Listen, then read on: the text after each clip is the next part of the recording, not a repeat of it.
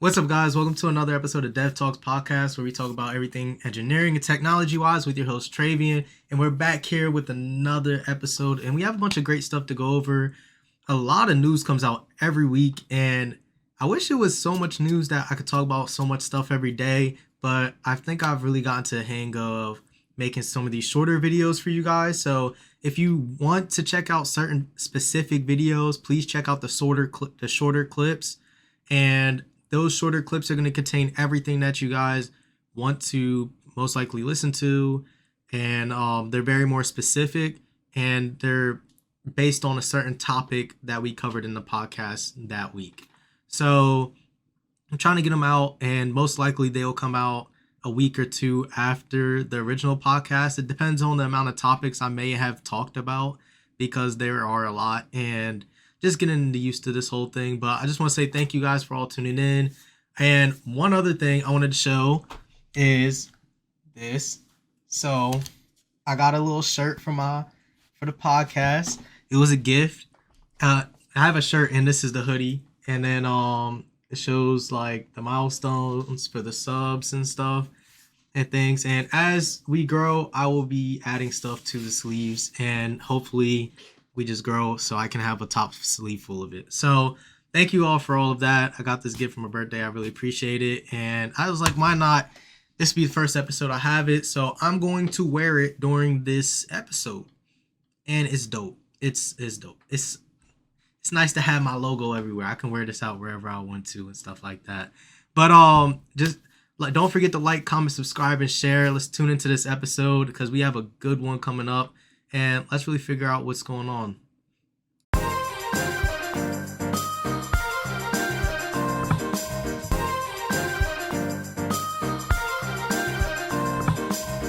All right, so as I said, there's a lot to really go over this week. And just like every other week, we have a bunch of topics and things. This episode, I wouldn't guess overall topics is about 4 or 5. Big ones. It depends on how long it takes to get through all of this stuff, because I really want to keep each episode that comes out around an hour long maximum. And then anything that doesn't fit in, it fits into the next episode for that. But this week we had a lot of news has been going on for Tesla. I'm trying to like explain this in the best way possible for you guys. If you haven't noticed, Tesla's kind of been on a downturn. Yes, they just came out with the Cybertruck. Yes, they just like had a bunch of recent news, and a lot of people are like, oh, they're a tech company, they're more than cars. And recently, it hasn't been anything good. We first had the news that came out with BYD taking over the world over Tesla. Tesla's not getting those opportunities. And then the Cybertruck, how often are we seeing? We're still not seeing them out in the roads. And the first ones came out a few months ago. And that's very specific. You have to be like around the warehouse, I believe. People are driving them like Houston and other places.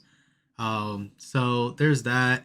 And then also the stock prices for Tesla has been going down like a bunch. So a lot of news recently has been coming around in the past week about their whole downfall and the turmoil around them. So we got to get into this because they're really struggling. And one of the things that I want to focus on this week is, are they truly a tech company, or are they just a car company that has a little bit of tech stuff within them? And we're going to be able to, by the end of this video, I think we're going to be able to really define that and define what this belief may be and whatnot. So we have this first one, and we've been talking about layoffs crazy lately. And now it seems the news are thinking that they are going to be doing some layoffs as well too. So let's just dive into this episode. Don't forget to like, comment, subscribe for the algorithm. It helps out a lot. I really appreciate it. And let's see what they got to say. So what we kind of heard from sources is it's performance review week, and managers are saying, or being asked to look at everyone that works or reports into them and decide, I guess, who stays and who goes. Well, that's the fear. I mean, we don't know that for sure, but what we've heard, I mean, I think you and I have heard from different people, is that performance evaluations happened, and then what I heard was that they were reopened, and there was one new question: is this employee's role critical? And that's like basically you need to and then the managers need to justify that job. So that is definitely worrying. Tesla so far has avoided the layoffs that have rocked Silicon Valley. We don't know whether this is sort of a culling based on performance or whether widespread layoffs are in the offering. What I would reflect on is that this is kind of normal, both in the sense that Tesla's looking for cost savings everywhere, but it's kind of played out in the past. And I know that I've heard from sources like, for example, when we reported on the autopilot trims last year, that headcount was moved elsewhere to like batteries, for example. What is the aim here from Elon Musk and co, do you think? Well, I think that Tesla is still aggressively hiring in a lot of areas. If you look at their website, they have tons of openings for Optimus, for Dojo, for Megapack, for payment systems. I mean, there's a lot of job openings at Tesla, so they are still aggressively hiring. So this could be an effort to just kind of reduce headcount in some places where they feel like it's no longer necessary, so that they can afford to hire elsewhere. And Anna, like say a Goldman Sachs, they're trying to put forward the idea. Before they dive in further in this, one thing I want to say, this is very familiar to what we heard last week. When it came to like Google and Microsoft and their layoff stuff, especially Microsoft, they were looking for, and even Google, they were looking for people internally that they can move to other situations. And they were also getting rid of what they no longer needed, what they weren't focusing on, all the other things that were coming across that they wanted to invest more in. They're hiring more over here versus over there. And what kind of positions are these? And as software engineers, we really have to think about what positions we want to stay in and where we want to develop our skills around, because it's very important. And it seems now, in a sense, managers in some sense are going to become a little bit more valuable because they're having a lot more pull and control based on what they said on the reviews. Is this person is this position critical? How valuable is this position? And things like that, and what we're basically going to be experiencing and whatnot. So I find that very interesting. I'm really wonder what's going to happen when it comes to that, because I haven't been able to really experience that and go through a bunch of review stuff all the time and things. But as far as like Tesla goes, this is something that we so far have seen is a very similar scenario that we've seen in all these other companies thus far. And it's going to continue. I feel like we're going to be seeing stuff like this all year long as these companies try to figure out what's important and what do they need more, and like how are we going to make the most money out of these sections. So let's just continue off that. Idea that you'll constantly be reviewed. If you're underperforming, you may well be let go. And I guess this is a way of ascertaining whether you are or not. And I just wonder how it speaks, though, to the fact that we are seeing such pressure on Tesla from an EV demand perspective.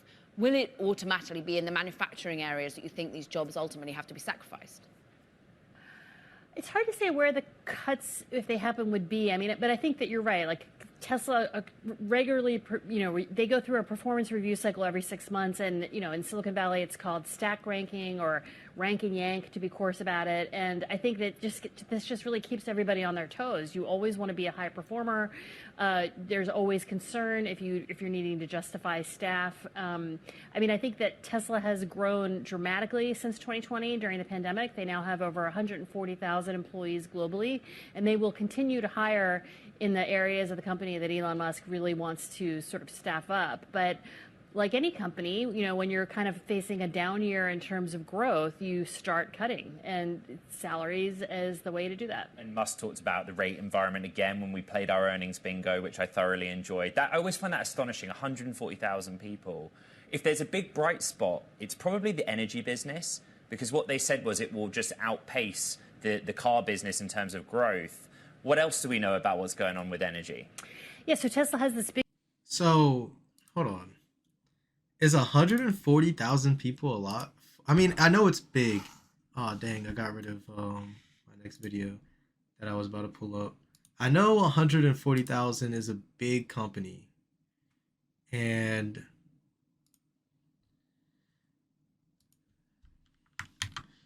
But how does it compare to the other stock companies in the in the Magnificent Seven, I wonder, because that's very important. That is very important. How Tesla compares to them, especially nationally. So,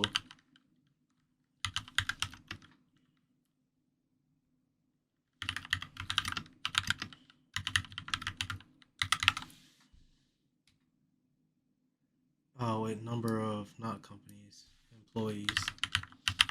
As I said, so yeah, it's that's big. Like we go back here, Microsoft has about 238,000.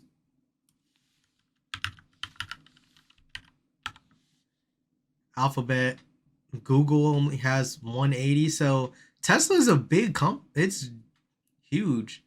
Especially for how they've been growing fast and probably faster than these other companies. I know Alphabet and Microsoft both did layoffs recently, but that means they're growing very fast compared to the other people in their competition group as far as all the other tech companies, if you want to count them as competition, even though they're a car business mainly. I still feel they're a car business, but they do have a tech aspect to them.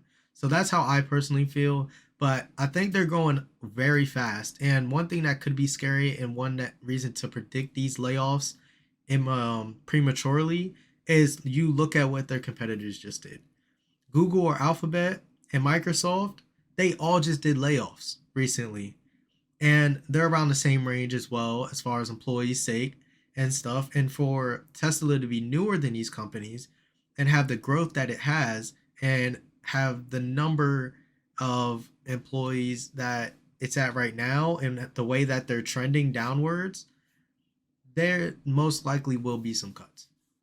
And when that cut actually happens, we will review it and it will be I told you so and stuff. But I can definitely see them doing some cuts later this year, especially after Q1 is finished and they release the Q1 numbers and things like that. So that's very interesting. I didn't know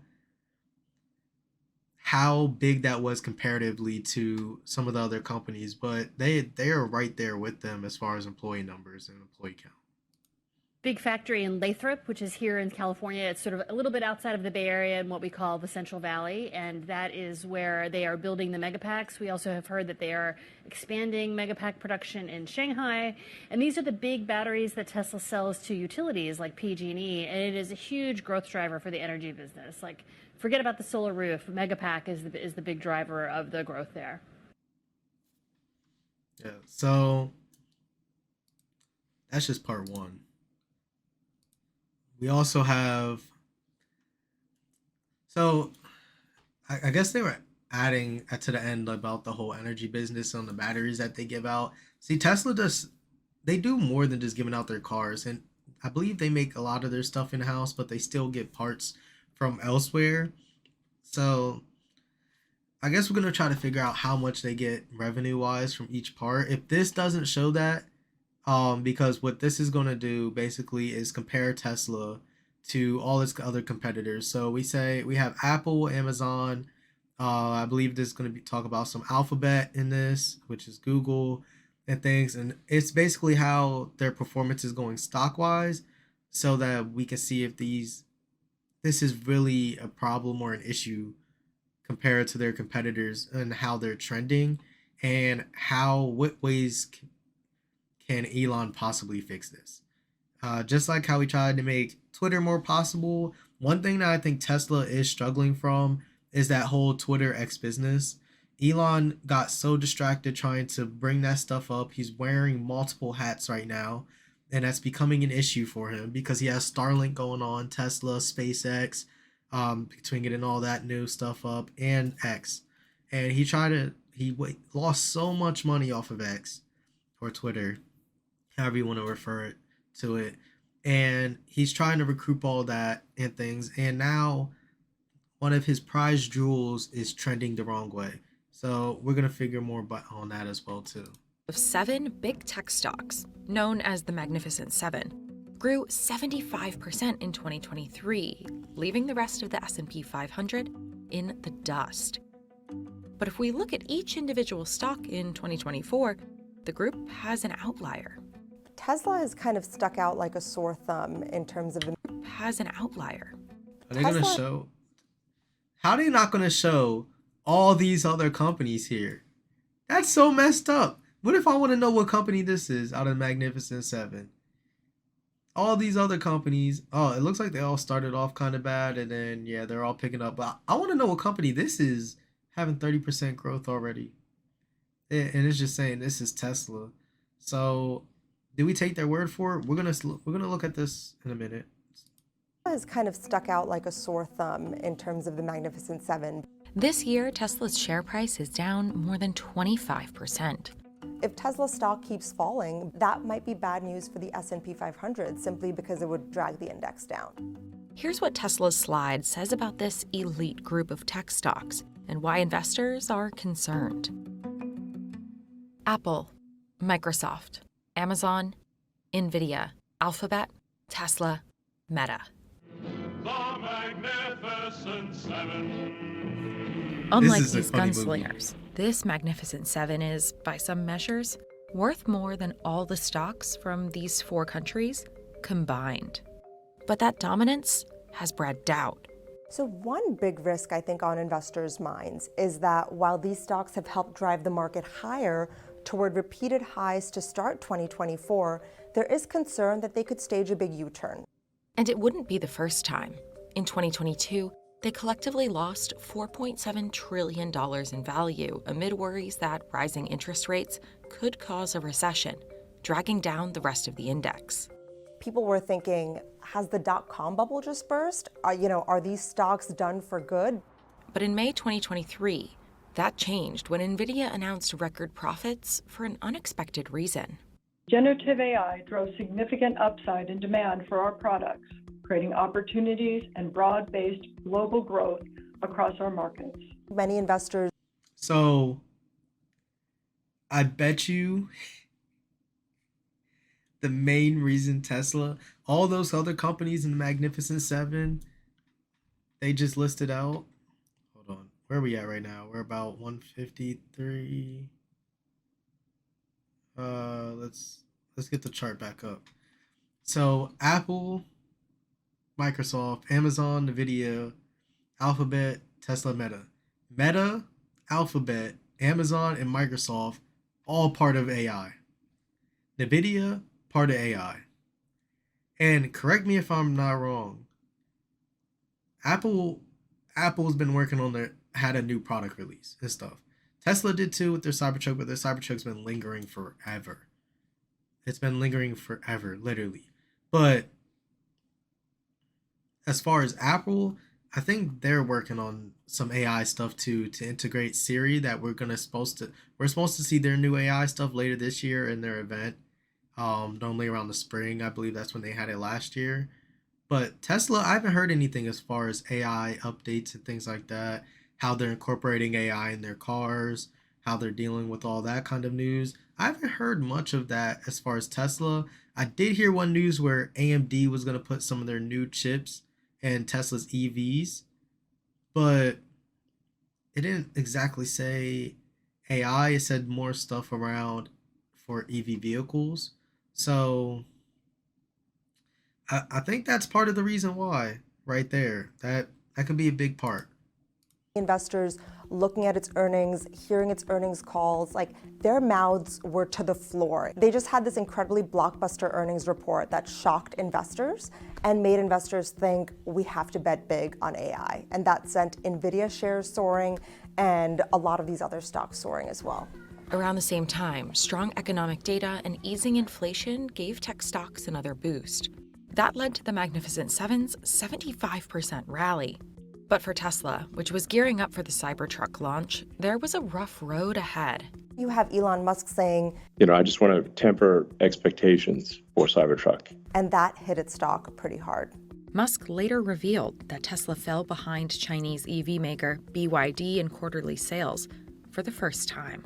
All of this helped lead to that drop in its share value. In terms of concerns about That is something you cannot do. I get you have to be cautious. One of the things that a lot of companies do is they might oversell.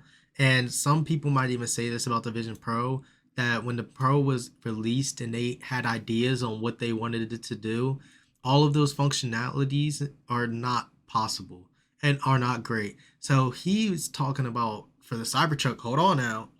Like Apple didn't go ahead and do that with the Vision Pro. They letting people buy them like hotcakes. They're letting them buy the Vision Pros just out there and figuring out themselves, and other people can do it. But when the CEO comes out himself and says, "I want to temper your thoughts on this," I can see how people can get nervous about that. Plus, BYD has been turning up on them, and we covered that video. If you haven't checked that video out, go check it out. It's in the playlist for past episodes, and there's even a shorter clip on it that's done very great. It's one of my popular videos. So go check that out. But that is one thing you cannot do. You have to stay prepared, especially for how much time they were working on the Cybertruck and all. Come on, man. Like, let's be serious now. Bubbles or a stock being in a bubble, Tesla is the one that people worry about the most. A bubble is when shares of a stock are pumped higher than their worth, often driven by investor excitement. Tesla has always been valued like a technology company, so that gives it a higher valuation because investors tend to value tech companies higher than they do, say, car companies. So some of the really bearish investors on Tesla say, hey, this is just a car company. This is not a tech company and doesn't deserve this kind of rich valuation premium. But there may be bubbles within the technology sphere, too. I've heard investors say that they think AI in the stock market and the impact of AI and all these AI beneficiaries are a huge bubble.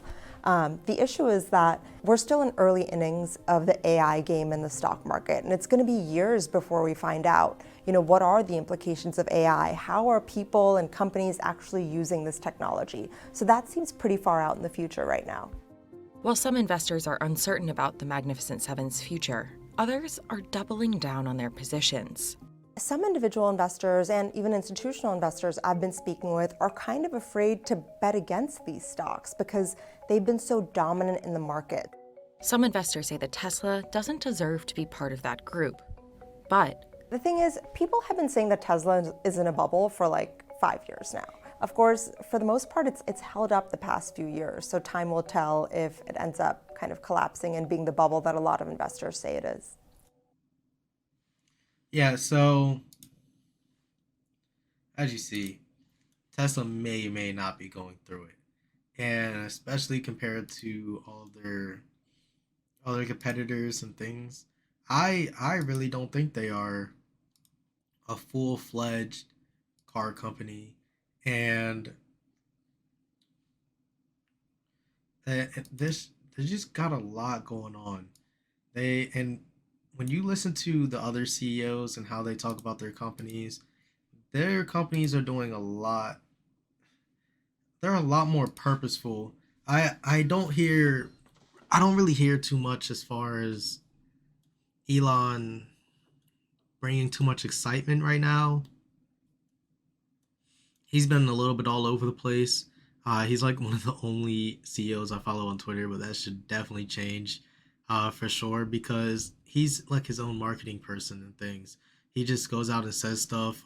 Tesla shows me updates about certain things, and I've covered certain news around Tesla that I believed was bad and it was trending downhill. And they're just going to continue to fall. Then that's all they're going to do. It's just going to continue to go downhill. It's not going to work. And it's not looking the best for them.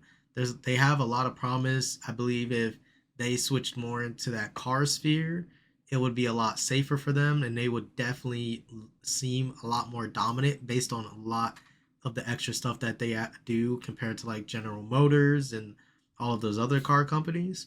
But that is something that they're definitely on the wins about, and something that we should see how they're going to turn out by the end of the year. It's, as I said, it's not looking good. And one of the other causes you can tell by if a layoff is coming is how much a stock is dropping of a company. If that one is dropping significantly a lot, they're going to make some cuts or they're going to make some big changes very soon. So, as I said, they already dropped 25%. And You guys are going to see it. It's going to happen. It's going to happen. I called it here, recording this on February 14th, Valentine's Day and stuff. So, it's going to reach that certain point eventually. If you don't think so, then let me know. And then one thing that I really want to know from you guys, do you agree with them being a technology company, or would you say they're a car company? Which one would you say Tesla is?